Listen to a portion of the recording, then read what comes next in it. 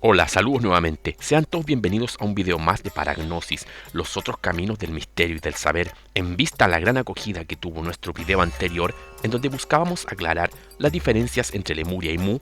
Nos hemos permitido hacer una pequeña serie más al detalle sobre muchísima información que quedó fuera en nuestro video anterior sobre Lemuria.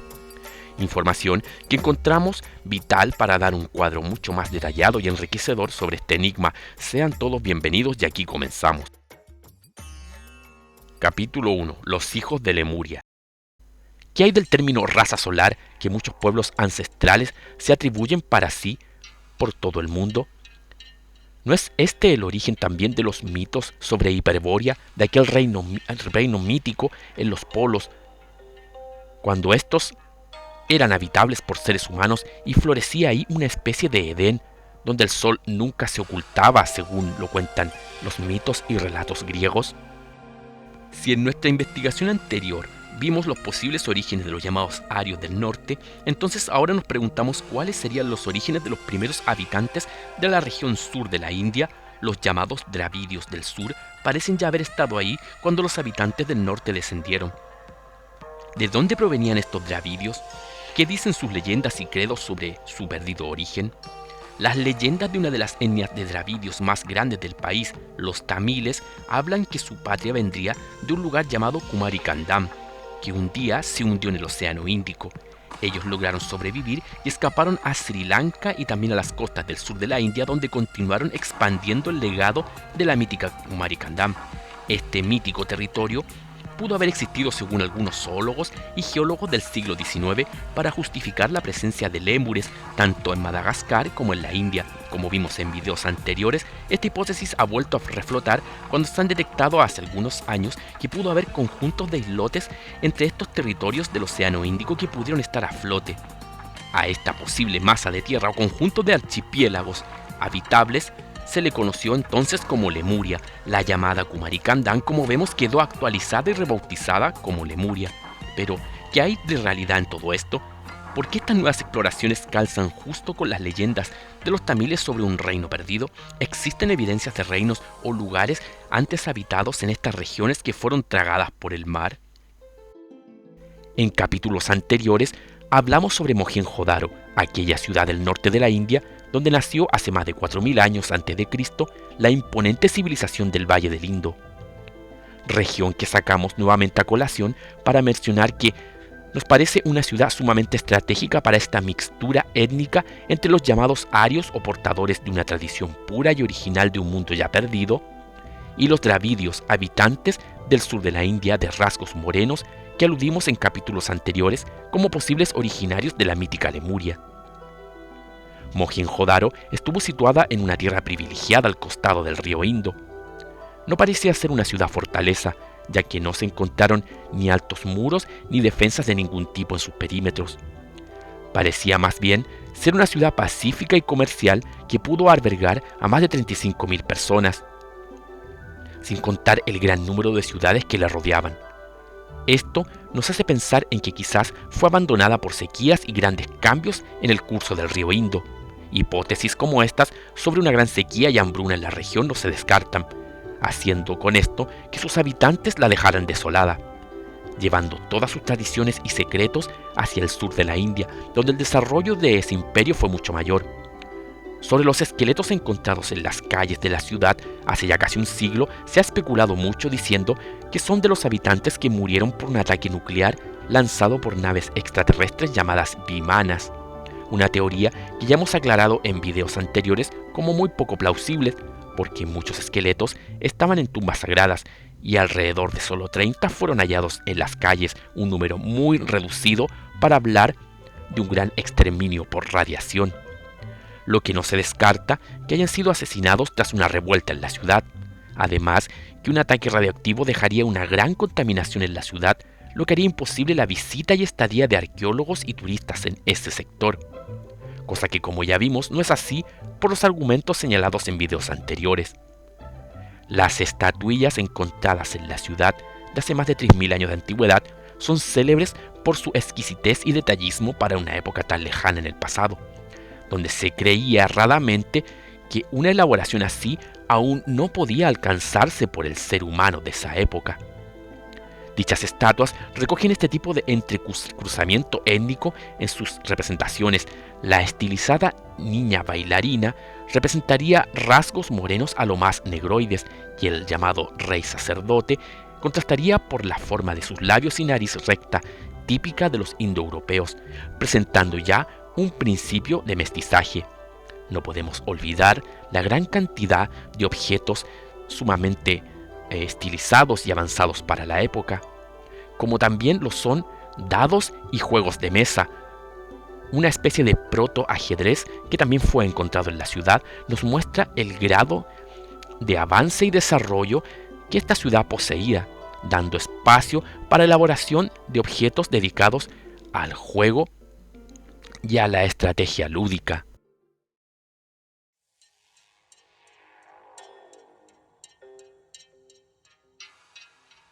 Pero aún así, los grupos étnicos del sur, en especial la etnia tamil, que también está repartida en Sri Lanka, aludieron hace casi un siglo con una gran fuerza nacionalista a que su patria provendría de un reino hundido en los mares conocido por ellos como Kumarikadam, y que por ende la India debe rendirles reconocimiento, independencia y libertad de acción dentro de la región.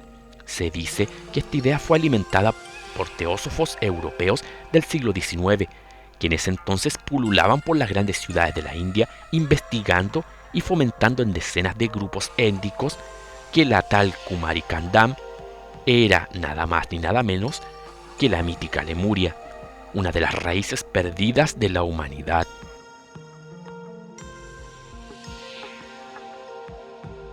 Esta creencia entre los dravidios se acentuó a finales del siglo XIX con grandes protestas contra las colonias británicas en la India. Los tamiles, una de las etnias más influyentes y numerosas de este pueblo, apoyados por activistas y esoteristas y teósofos de Inglaterra, comenzaron a usar el nombre de Lemuria para aludir a su patria original. Ellos, por sobre todas las otras etnias del norte de la India, se sentían originarios de un continente perdido en las aguas del Océano Índico, un mundo perdido que hacía sentido con la Lemuria esotérica y que los tamiles identificaron con su tierra ancestral. Mucho antes de la rebelión pacífica de Gandhi, fueron los tamiles los que dieron el puntapié inicial con revueltas y movimientos nacionalistas contra la ocupación del Imperio Británico en sus tierras, aludiendo que su patria era la mítica Lemuria y que dicho imperio perdido debía volver en gloria y majestad en las tierras del sur de la India. Aún así, las represiones de parte de Inglaterra en esas épocas fueron brutales y los movimientos de liberación nacional antes de la llegada de Gandhi no tuvieron todo el poder social de aquel sucesor de los derechos de los indios. Pero podemos pensar que esta idea de una tierra perdida en el Océano Índico fue solo una loca idea nacionalista inspirada e inoculada solo por el esoterismo europeo. En varios de nuestros videos hemos compartido el mismo foco de investigación que se centra en aquellas ciudades sumergidas sobre las cuales se han edificado otras en su honor o templos cercanos a dichas catástrofes como recordatorio o como un centro de continuidad energética y ritual. Es el caso de Kanimeiso, donde los hermanos brujos llamados por nosotros brujos de Lemuria construyeron la ciudad de Nammadol. ¿Fue la mítica Kanimeiso un reducto de lo que fue el legado energético de la mítica Lemuria? ¿En qué nos basamos para esto? En que según la evidencia presentada en nuestros videos llamados Los Brujos de Lemuria y Los Dragones de Lemuria, Nammadol aún esconde cámaras sumergidas a las cuales los expedicionarios que visitaron la ciudad no pudieron ingresar, dejando todo en el más absoluto enigma, confirmando con esto la posibilidad de otro santuario o ciudad oculta bajo la colosal ciudad de piedra situada en el Pacífico Occidental. Sumamos con esto que la región donde se erigió esta ciudad contiene los mismos mitos y leyendas de un diluvio universal, entre otros relatos que parecen calcados de la civilización indoeuropea y semítica. ¿Apunta esto a una raíz común de pueblos olvidados en el tiempo? También podemos dar cuenta de que son muchísimos los hallazgos de ciudades sumergidas en este último tiempo, incluso pertenecientes a fechas recientes, que fueron tragadas por lagos y mares, muchas de ellas olvidadas por pueblos que viven en la región, tanto en el siglo XV de nuestra era como en la época de la poderosa ciudad de Alejandría, construida en el año 300 a.C. por el gran Alejandro Magno. Como dijimos, se han encontrado muchas ciudades y grandes recintos milenarios bajo el mar que nos demuestran que al cambiar el nivel de los mares de manera repentina e imprevista, dichas regiones fueron cubiertas por las aguas para luego ser olvidadas y transformarse en meras leyendas. Esto nos evidencia cómo nuestro mundo no es para nada estático ni se mantiene inerte en su geografía como creían los científicos de hace más de 200 años. Creer entonces que no hay muchas más ciudades sumergidas por doquier solo porque no se han encontrado o porque no hay vestigios de cataclismos importantes y recientes no es excusa para negar la desaparición de infinidad de culturas y recintos sagrados a través de los milenios y quizás más allá de las fechas dadas para la aparición de nuestra cultura. El hundimiento de ciudades bajo los mares debido a los cambios constantes de nuestro mundo es una verdad irrefutable. Inclusive hasta hace poco, las Islas Maldivas, situadas en el Océano Índico, en la misma región donde pudo estar Kumari-Kadam, están a punto de desaparecer, lo que ha ocasionado un verdadero éxodo de su gente de aquel lugar que hasta hace menos de 50 años se consideraba una nación próspera y estable.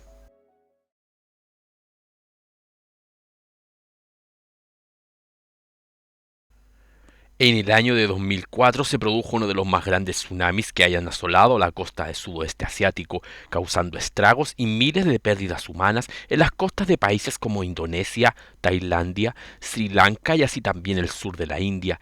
En este último lugar se sucedieron eventos extraños que llamaron muchísimo la atención entre sus pobladores, sobre todo cuando el mar se recogió unos 500 metros hacia el interior, dejando al descubierto extrañas y poco usuales estructuras entre las arenas, que no parecían ser obra de la naturaleza, sino más bien de la mano de antiguos habitantes de un mundo ya perdido.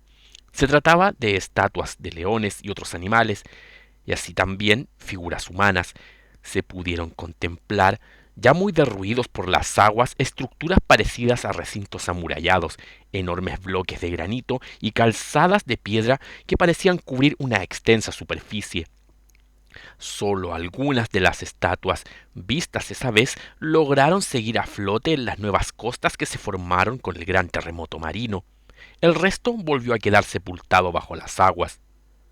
Solo fue hasta el 2005 cuando varios buzos en conjunto con oceanógrafos del Instituto Oceanográfico de la India, de siglas NIO en inglés, lograron sumergirse a más de 700 metros de la costa de la ciudad de Mahabalipuram y descubrir que los testigos que vieron a aquellas estructuras que parecían venir de otra época no se habían equivocado.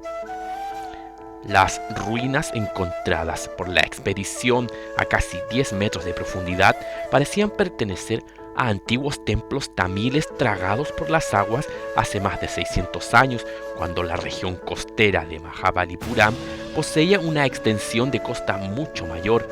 Vemos cómo las leyendas de esta región no se equivocaban al hablar de que hace miles de años existían en la región 7 templos mirando hacia el mar, del cual solo queda uno en las costas de dicha región, el único que no fue tragado por las olas de aquel antiguo cataclismo.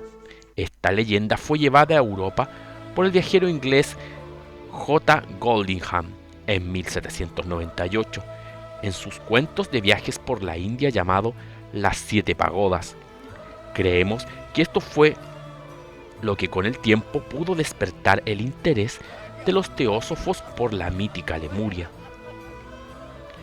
En el año de 2005, el geólogo y oceanógrafo indio Rashim Nigan fue el encargado a llevar a cabo la exploración de los restos de aquellos supuestos templos sumergidos y llegó a la conclusión que se tratarían de ruinas auténticas de templos construidos en el año 952 de nuestra era, pertenecientes al periodo conocido como Sangam, y que no se descarta encontrar más sorpresas en aquella región, ya que según sus estimaciones, el mar de aquellas regiones hace 2000 años o más estuvo entre 8 a 10 metros más bajo de lo que se encuentra en esta época. Los descubrimientos no dejan de sorprender y corroborar las leyendas de los dravidios de que existían varias ciudades y templos de una exquisita cultura y que el mar, en su furioso cataclismo, terminó por sepultar. Podemos tomar aún más verosímiles estos relatos al ver cómo la arquitectura de los templos del estado sureño de los dravidianos llamado Tamil Nadu, en especial el imponente templo de Sri Menashki en Marudai y sus 12 colosales torres, no deja de sorprender a cualquiera que pueda observarlo. Sus 12 torres decoradas con un increíble y sobrecogedor estilo que supera al barroco más elaborado de Occidente. Dichos templos fueron erigidos en honor a una de las formas o manifestaciones de la diosa Parvati, llamada Menakshku. Dicho nombre significa aquella que tiene los ojos de un pez. Como vemos, nuevamente la alusión al mar y sus secretos que podían albergar un imperio raíz se vuelven a manifestar en las leyendas y tradiciones de la India. Un lugar de origen en donde toda esta pomposa inspiración arquitectónica pudo originarse. ¿Por qué es en las costas de este lugar donde se desarrolló una cultura dentro de la India tan milenaria y tan sofisticada? ¿Acaso es esta cultura heredera de un pasado que se ha sumergido en lo profundo de los mares? Se dice que aún falta encontrar mucho más en las costas de las ciudades tamiles, puertos y más templos mencionados hace milenios en crónicas y leyendas que ya no se encuentran por ningún sitio en la actualidad. Parecen aún aguardar ser descubierto, quizá bajo los mares de la región. Es lo que opina el polémico escritor Graham Hancock en su libro Underworlds o Mundos Sumergidos, quien alude que los grandes restos de la mítica Kumarikandam o Lemuria aún reposan en el fondo del Océano Índico, una cultura de la que provendrían los pueblos dravidianos, en especial la etnia tamil, y que son ellos los que aún guardan los mitos y los secretos de aquella opulenta civilización que un día desapareció bajo los mares. Como vemos, las leyendas y mitos sobre Lemuria tienen una firme raíz en las evidencias que hemos presentado, que mostrarían un periodo de tiempo en el que los mares aún no habían conquistado los territorios cercanos a las regiones costeras del sur de la India, en especial en Tamil Nadu, un territorio que hace aproximadamente 600 años en el pasado era totalmente diferente a como lo es ahora. ¿Qué más podríamos decir de 1000 o 2000 años en el pasado, o quizás, si nos remontamos aún más, al igual que aquellas míticas ciudades como Mohenjo-Daro, parece haber existido en estas regiones una cultura raíz que inspiró la forma de construir elaboradas y sofisticadas ciudades y estructuras rituales y arquitectónicas, como si fuesen sombras de un pasado distante que aún está por descubrirse. Hace pocos meses de este año 2018 se estrenó la película de la saga de héroes Marvel llamada Black Panther, donde aludían a un reino perdido donde este héroe provenía, un reino que se encontraría en algún lugar del corazón de África, y era llamado Wakanda. Algunos han especulado que la idea de hablar de este reino perdido en películas de fantasía puede tener algún margen de realidad, aludiendo a que reinos similares como Atlántida y El Dorado podrían haber sido de inspiración para esta tierra perdida en el corazón de África. Como hemos presentado en videos anteriores, la leyenda del mítico Kumarikandam podría ser una perfecta analogía a esta mítica región que un día estuvo en el Océano Índico.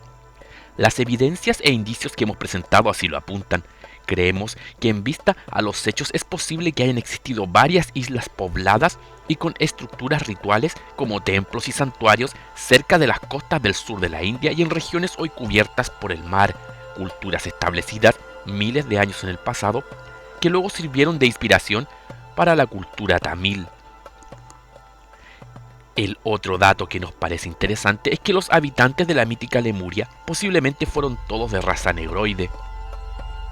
La Lemuria, de la cual nosotros hemos hablado y presentado no sería un reino perdido de extraterrestres blancos o habitantes blancos morando en templos de cristal, de cuarzo, como dicen muchos de los canalizadores e investigadores de lo oculto.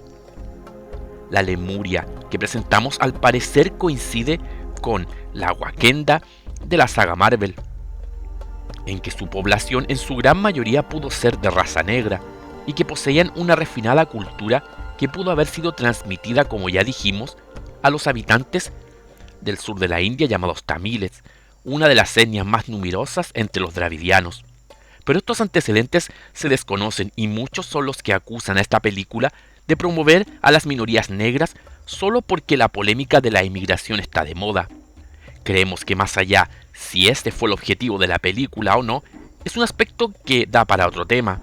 Para nosotros, lo importante está en destacar cómo los idealismos de supremacías blancas o de grandes dioses blancos, portadores del legado de poderosas civilizaciones madre, parecen nuevamente no sostenerse.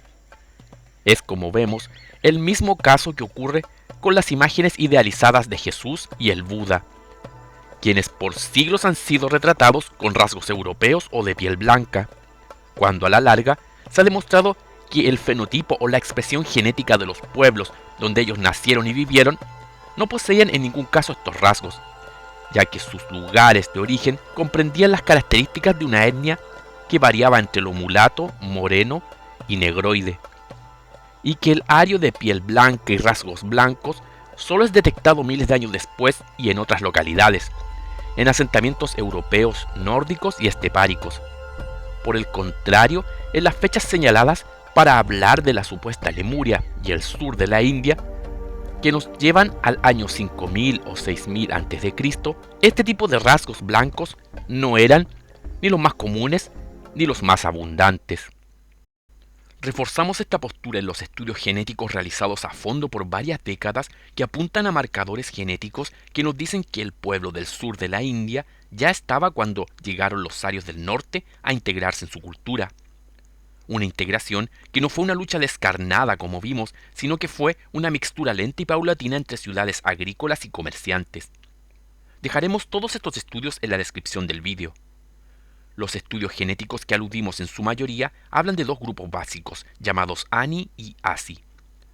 Los Ani, cuyas siglas en inglés significan ancestros del norte de la India, fueron los de aquella raza aria que llegó desde el norte, a quien hemos vinculado con Hiperbórea, y con los jafetitas, descendientes de Jafet, hijos del patriarca Noé para los hebreos. Los Asi serían esta población negroide que vivía por toda esta región sur de la India, y también se han detectado genes Asi en África y Australia. Los genes Asi y Ani son detectados hace milenios separadamente en los extremos de la India, hasta que con el tiempo comienzan a mezclarse entre sí en la región central formando un solo pueblo. Nos resulta curioso el gran vacío que queda en esta porción de territorio para justificar por qué los genes de los ancestrales indios sureños comparten rasgos en común con australianos, melanesios y etíopes, y con poblaciones humanas y animales en Madagascar. ¿Es acaso esto una prueba de que hubo un conjunto de islas donde toda esta población pudo transitar y luego, al hundirse dicha región, estos grupos genéticamente similares quedaron aislados? Es posible que esta sea la clave que pueda faltar para ensamblar de mejor forma la teoría de la población de los pueblos de Asia Meridional. Hubo un semillero étnico-cultural que permitió esta expansión y que luego, al desaparecer, dejó aislados a sus habitantes en lugares tan apartados entre sí. Parece lógico que los australianos sean los que más aislados quedaron culturalmente, quizás como sobrevivientes de un pasado que no pudo tener continuidad al quedar tan alejados con el resto de sus pares. Recordemos que también los aborígenes australianos comparten el mismo mito fundador del diluvio universal, el cual fue causado por Yulungu, la diosa serpiente arcoíris, furiosa porque los primeros humanos contaminaron sus aguas puras. Un evento mítico que también podía traducirse con la corrupción de las primeras razas raíces de la Edad de Oro y de la corrupción bíblica de los tiempos de Noé. Los aborígenes australianos desarrollaron su forma de vida tan solo en una etapa cazadora y recolectora, hasta que fueron descubiertos y brutalmente perseguidos en el siglo XIX por colonos ingleses y de otros países europeos casi hasta la extinción. Por suerte, la etnia australiana hoy ha podido ser vindicada en sus derechos y su expresión cultural, y hoy es conocida por todo el mundo como pertenecer al conjunto de las culturas más ancestrales y aisladas de la humanidad. Pero existe aún un gran misterio sin resolver en el origen de la población aborigen australiana, y es que hace pocos años se analizaron con exhaustividad los marcadores genéticos en todos los nativos del continente, y descubrieron que no tenían un origen común que los identificara a todos ellos como de una misma raíz, sino que los aborígenes del lado este de Australia provenían de un marcador genético o una huella genética ancestral totalmente distinta a los aborígenes del lado oeste, lo que hace hipotetizar que los del lado este provienen de un grupo étnico totalmente desconocido. ¿Podría esto darnos aún más indicios sobre una población ya perdida habitando hace más de 30.000 años en lo que se conoce como la mítica Lemuria, antes que ésta se hundiera en el mar Índico? Hasta estas fechas no hay respuestas para justificar una diferencia tan abismante y un origen genético tan enigmático en los aborígenes del lado oeste de Australia.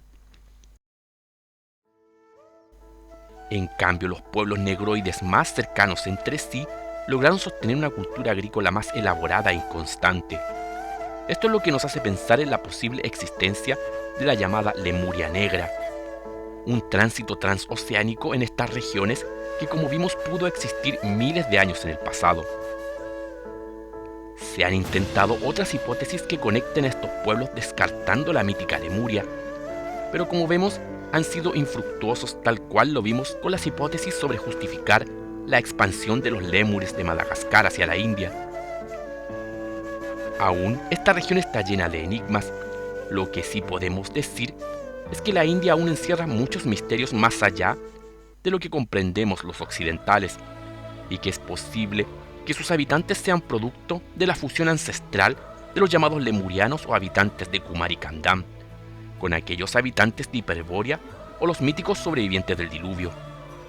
Quizá los pueblos que fueron dispersados y separados por el gran cataclismo universal han vuelto a reunirse en esta mágica tierra, que aún parece resonar poderosamente con ese pasado mágico, con el fin de preservar el poderoso legado espiritual y mítico de aquel mundo olvidado por la humanidad. Quizá esta mixtura de ambos mundos ha sido un intento grabado en lo más profundo de la genética y el espíritu de dichos pueblos por volver a reunir a los pueblos hermanos que un día formaban parte de un único y poderoso reino. Al parecer, los mitos y leyendas de mundos perdidos tienen mucho más verdades de las que esperábamos encontrar. Seguiremos intentando presentar muchos más misterios insondables sobre estos mundos perdidos en futuros capítulos de esta saga investigativa. De momento, dejamos en la descripción del vídeo, para los que deseen saber más, el imperdible documental Mundos Sumergidos sobre las ciudades sumergidas en la India descubiertas hace poco.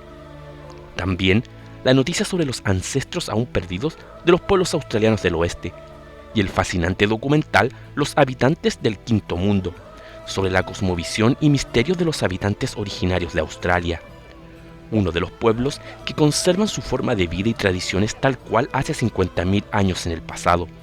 Esto y mucho más en la descripción del vídeo. Un fuerte abrazo y hasta el próximo video.